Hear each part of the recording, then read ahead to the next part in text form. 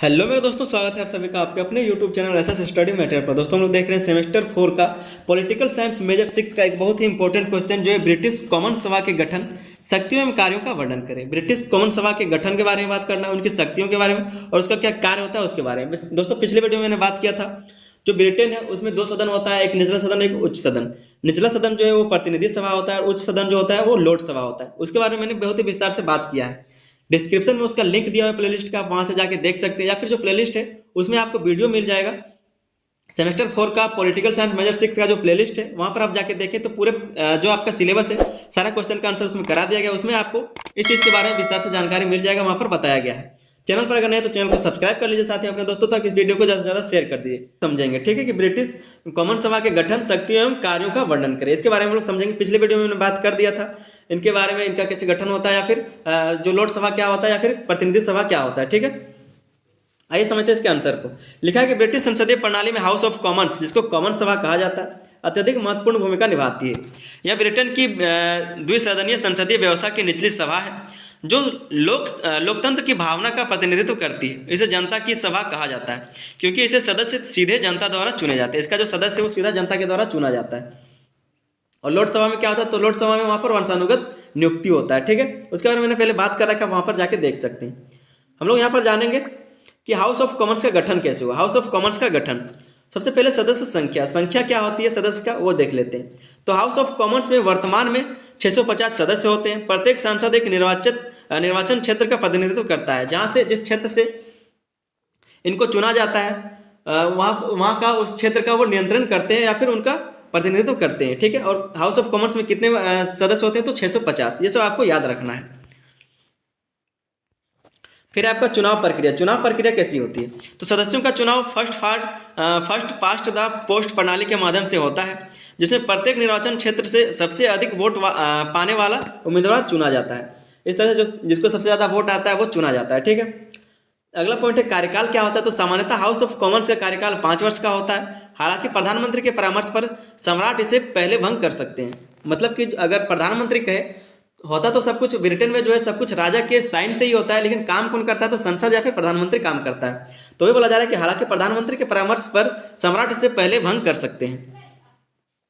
अगला पॉइंट है इसका स्पीकर का चुनाव। तो स्पीकर का चुनाव कैसे होता है, हाउस ऑफ कॉमन्स के सदस्य एक स्पीकर का चुनाव करते हैं जो सदन की कार्रवाई का संचालन करता है और निष्पक्षता बनाए रखता है। जो हाउस ऑफ कॉमन्स होता है उसके जो सदस्य वो स्पीकर का चुनाव करता है, जिसके माध्यम से क्या होता है, जैसे कि हमारे यहाँ पर एक स्पीकर होता है, हमारे संसद में एक स्पीकर होता है जो सभा को नियंत्रित करता है। सभा में कुछ भी अलग उल्टा पुल्टा होता है तो वहां पर वो नियंत्रित करता है, उसके बारे में निष्पक्षता बनाए रखता है संचालन में। ठीक है, तो स्पीकर का चुनाव होता है।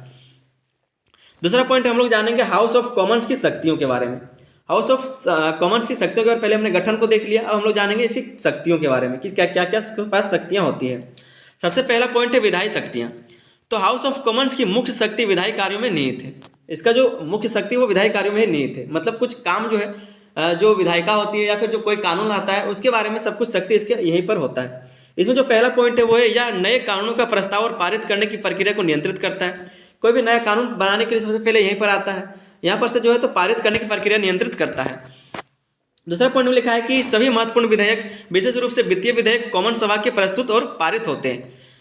दोस्तों लोक सभा जो है वो सिर्फ नाम का रहता है। ठीक है, मतलब लोक सभा जो वंशानुगत होता है वहां पर ज्यादा शक्ति नहीं दिया जाता है। विशेष शक्ति जो है आपको यहीं पर देखिएगा हाउस ऑफ कॉमन्स में, जो आपका निचला सदन है, वहीं पर लिखा है कि सभी महत्वपूर्ण विधेयक, विशेष रूप से वित्तीय विधेयक, कॉमन सभा के प्रस्तुत और पारित होते हैं, कॉमन सभा में ही प्रस्तुत और पारित होते हैं। फिर अगला पॉइंट है कि हाउस ऑफ लॉर्ड्स, जिसको उच्च सदन, विधेयकों में संशोधन कर सकता है, लेकिन अंतिम अधिकार कॉमन सभा का होता है। दोस्तों कोई भी संसद या फिर कोई विधेयक है उसमें संशोधन के लिए जो लोक सभा है वो अपना फैसला दे सकता है या फिर संशोधन के लिए कर सकता है, संशोधन कर सकता है, लेकिन उसमें जो अंतिम निर्णय होगा वो किसका होगा, तो कॉमन सभा का ही होगा। अगला पॉइंट हम लोग देखेंगे वित्तीय शक्तियां। तो हाउस ऑफ कॉमन्स के पास वित्तीय विधेयकों पर नियंत्रण होता है।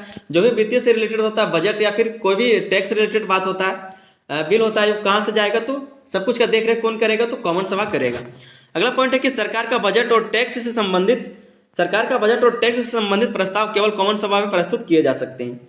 वहां पर लोक सभा में कोई इसका काम नहीं रहता। वही लिखा है कि हाउस ऑफ लॉर्ड्स की वित्तीय विधेयकों को अस्वीकार नहीं कर सकता। जो हाउस ऑफ लॉर्ड्स है वित्तीय विधेयकों को अस्वीकार वो नहीं कर सकता, उसको पास करना पड़ेगा। तीसरा पॉइंट हम लोग देखेंगे कार्यपालिका पर नियंत्रण, कार्यपालिका पर कैसे नियंत्रण करता है उसके बारे में। तो कॉमन सभा कार्यपालिका जिसको सरकार कहा जाता है को जवाबदेह बनाती है, मतलब जो वहाँ पर प्रधानमंत्री या फिर जो सरकार है उसको जवाबदेह बनाती है कौन, तो कार्यपालिका कॉमन सभा जो निचला सदन है, ठीक है। हमारे यहाँ पर राज्यसभा है, राज्यसभा जो जवाबदेह लेता है वो उच्च सदन है, हमारे यहाँ पर जो है निचला सदन है कॉमन सभा, लेकिन ये ज़्यादा शक्तिशाली है। अगला पॉइंट इसमें है प्रधानमंत्री और उनके मंत्रिमंडल के सदस्य कॉमन सभा के प्रति उत्तरदायी होते हैं। मंत्रिमंडल और उनके प्रधानमंत्री और उनके मंत्रिमंडल जो है सदस्य कॉमन सभा के प्रति उत्तरदायी होते हैं। जो कॉमन सभा है उसके प्रति जो उत्तरदायी कौन होता है, तो मंत्रिमंडल और प्रधानमंत्री। आगे लिखा है कि प्रश्नकाल और बहस के माध्यम से सरकार की नीतियों को कार्यों पर सवाल उठाए जाते हैं। प्रश्नकाल और बहस के माध्यम से सरकार और नीतियों पर जो कार्य है, नीतियों और कार्यों पर सवाल उठाए जाते हैं, ठीक है, किसमें, तो कॉमन सभा में। फिर हम लोग जानेंगे चौथा पॉइंट, प्रधानमंत्री का चयन कैसे होता है। तो हाउस ऑफ कॉमन्स के बहुमत पर दल का नेता प्रधानमंत्री बनता है। जैसे कि हाउस ऑफ कॉमन्स का जो प्रतिनिधि होता है उसको कौन चुनता है, जनता चुनती है, लेकिन जो हाउस ऑफ कॉमन्स के जो प्रतिनिधि होते हैं वो चुनता है प्रधानमंत्री, क्योंकि जिसके पास ज़्यादा बहुमत रहेगा, जिस पार्टी के पास दो पार्टी होता है, दोनों पार्टी में से जिसके पास ज़्यादा बहुमत रहेगा उसी पार्टी का नेता कौन बनेगा, प्रधानमंत्री बनेगा। अगला पॉइंट है कि अगर प्रधानमंत्री बहुमत खो देते हैं तो उसे इस्तीफा देना पड़ता है, और जिस पार्टी से वो प्रधानमंत्री बना था अगर वहाँ का जो नेता है या फिर जो प्रतिनिधि वो अपना इस्तीफा दे देता है या फिर कोई भी काम से दूसरी पार्टी में चला जाता है तो वहाँ का जो प्रधानमंत्री वो अपना जो इस्तीफा उसको देना पड़ेगा, वो अपना पद खो देगा। पांचवा पॉइंट है हाउस ऑफ लॉर्ड्स पर नियंत्रण। हाउस ऑफ लॉर्ड्स पर किस तरह से नियंत्रण रहता है, तो हाउस ऑफ लॉर्ड्स द्वारा अस्वीकृत विधेयकों को कॉमन सभा पुनः पारित करवा सकती है। जो हाउस ऑफ लॉर्ड्स के द्वारा विधेयक पर रोक लगाया गया था या फिर जो अस्वीकृत कर दिया गया था उस पर जो है पुनः पारित करवा सकती है कौन, तो हाउस ऑफ कॉमन्स। अगला पॉइंट है कि 1911 और 1949 के संसदीय कानूनों के अनुसार लॉर्ड्स के पास विधेयकों को रोकने की सीमित शक्ति है। जो लॉर्ड्स है उनके पास 1911 और 1949 के संसदीय कानूनों के अनुसार उनको जो है रोकने का सीमित शक्ति है, मतलब कितने दिनों तक रोक सकते हैं उनके बारे में पहले से उस पर लिखा हुआ, उतने दिन तक जो लोक सभा है वो रोक सकता है विधेयक को। उसके बाद जो है हाउस ऑफ कॉमन्स उसको पारित करा लेगा खुद ही। छठा पॉइंट है आपका युद्ध और आपातकालीन शक्तियाँ। तो युद्ध की घोषणा, सैन्य नीतियों की समीक्षा और आपातकालीन परिस्थितियों पर निर्णय लेने की कॉमन सभा की सहमति आवश्यक होती है। ये जो युद्ध की घोषणा या फिर सैन्य नीति या फिर जो इसका समीक्षा या फिर आपातकालीन परिस्थितियों में निर्णय लेना किसका है, तो कॉमन सभा की सहमति आवश्यक इसमें होता है। फिर हम लोग देखेंगे तीसरा पॉइंट है कि हाउस ऑफ कॉमन्स के कार्य। हाउस ऑफ कॉमन्स का क्या काम होता है, विधायी कार्य, नए विधेयकों का निर्माण और पारित करना। नए विधेयकों का निर्माण करना और उसको पारित करना किसका काम होता है, हाउस ऑफ कॉमन्स का। पुराने कानूनों में संशोधन करना, पुराने कानून जो है उसको संशोधन करना। वित्तीय, सामाजिक, आर्थिक और राजनीतिक क्षेत्रों में कानून बनाना। वित्तीय, विभिन्न सामाजिक, आर्थिक और राजनीतिक क्षेत्रों में कानून बनाना किसका काम है, तो हाउस ऑफ कॉमन्स का। दूसरा पॉइंट हम लोग देख रहे हैं वित्तीय कार्य। तो वार्षिक बजट को पास करना, वार्षिक बजट जो उसको पास कराना, सरकारी आय और व्यय की समीक्षा करना, कराधान और सार्वजनिक व्यय निर्णय करना, ये सब कुछ किसका काम है, तो ये सब हाउस ऑफ कॉमन्स का काम है, ठीक है। तीसरा काम है इसका कार्यपालिका की निगरानी।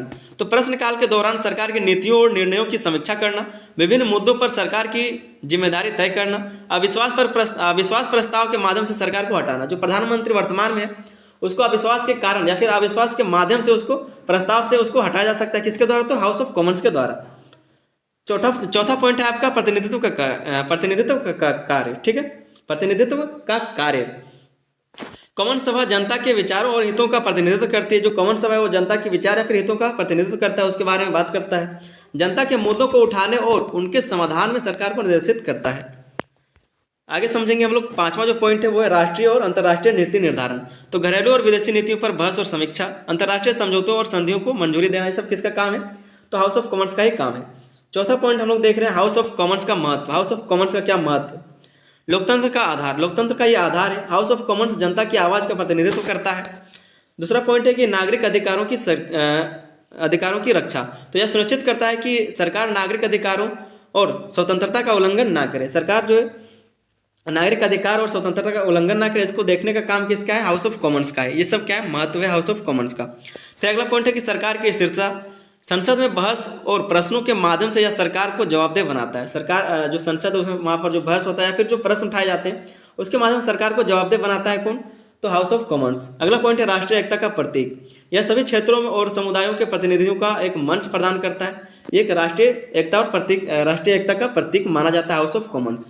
दोस्तों हम लोग निष्कर्ष में लिखेंगे कि ब्रिटिश हाउस ऑफ कॉमन्स एक शक्तिशाली और प्रभावी संस्था है जो सरकार की नीतियों और कार्यों पर नियंत्रण रखती है। यह विधायी, वित्तीय और कार्यकारी शक्तियों के माध्यम से लोकतंत्र के सिद्धांतों को मंजूरी प्रदान करती है। इसकी भूमिका ब्रिटेन की संसदीय प्रणाली की स्थिरता और प्रभावशीलता में अहम है। मोटा मोटी अगर बात करें तो वहाँ पर जो ब्रिटेन में है वो सारा काम का जो देखरेख करता है वो हाउस ऑफ कॉमन्स करता है। वहाँ पर दो सदन है, हाउस ऑफ कॉमन्स जिसको प्रतिनिधि सभा निचला सदन कहा जाता है, दूसरा है आपका हाउस ऑफ लॉर्ड जिसको लॉर्ड सभा उच्च सदन कहा जाता है।